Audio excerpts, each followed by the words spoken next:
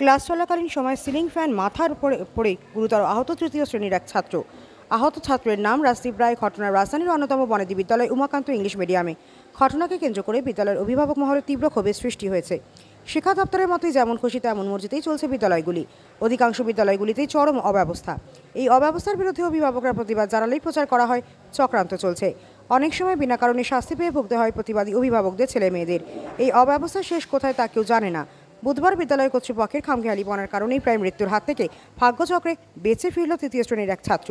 Class চলাকালীন সময় তার মাথায় ভেঙে পড়ল ফ্যান। ঘটনার রাজধানীর অন্যতম বনেদি স্কুল তথা রবীন্দ্র স্মৃতি বিজড়িত উমাকান্ত একাডেমি ইংলিশ মিডিয়ামে তৃতীয় শ্রেণীর রোজ শাখার এই ছাত্রের নাম রাজদীপ রায়। ফ্যান ভেঙে পড়ায় মাথা ফেটে রক্তাক্ত হয় সে। সাথে সাথে তাকে আইজিএম হাসপাতালে নিয়ে যাওয়া হয়। তার মাথায় সেলাই লাগে। খবর পেয়ে রাজদীপের মা বাবা হাসপাতালে ছুটে যান। এদিন আইজিএম হাসপাতালে সংবাদ সংগ্রহ করতে গেলে সাংবাদিকদের মুখোমুখি হয়ে তীব্র ক্ষোভ ব্যক্ত করেন আহত ছাত্র রাজদীপ রায়ের পিতা। তিনি জানান, নামে বনেদি হলেও চরম অব্যবস্থার মধ্যে দিয়ে চলছে উমাকান্ত একাডেমি ইংলিশ মিডিয়ামের প্রাতঃকালীন বিভাগ। ছাত্রদের থেকে বিদ্যাজ্যোতির ফি হিসেবে ১,০০০ টাকা করে নেওয়া হয়। বিদ্যালয়ের ১,৫৪১ জন ছাত্র থেকে বছরে সংগ্রহ করা হয় ১৫,৪১,০০০ টাকা। বিদ্যালয়ের ফ্যান এবং আসবাব মেরামতে কত টাকার প্রয়োজন হয়, কিন্তু সংশ্লিষ্ট বিষয়গুলি মেরামত করা হয় না। একজনের নাম রাজদীপ রায় আমার ছেলে, আর আরেকজন তার সহপাঠী অংশুমান দাস। হ্যাঁ, তো স্কুল কর্তৃপক্ষ তারা আইজিএম নিয়ে গেছে, নিয়ে চিকিৎসা শুরু করছে। তো আমরা খবর দিয়েছি, আমরা আইলাম, সেটা দেখি যে এই অবস্থা, সেলাই লাগছে, একজনের রাজদীপের সেলাই লাগছে, আর অংশুমানের চোখের এই জায়গাটা কেটে গেছে।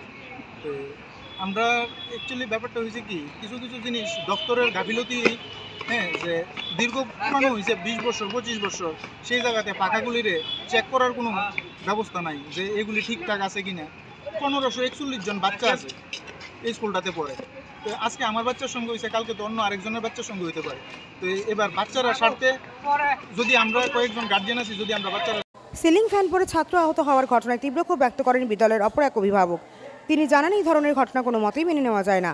প্রধান শিক্ষক আহত ছাত্রটিকে নিয়ে হাসপাতালে গেছেন। তিনি ফিরে এলে অন্যান্য অভিভাবকরা মিলে প্রধান শিক্ষকের সাথে কথা বলবেন বলে জানান তিনি।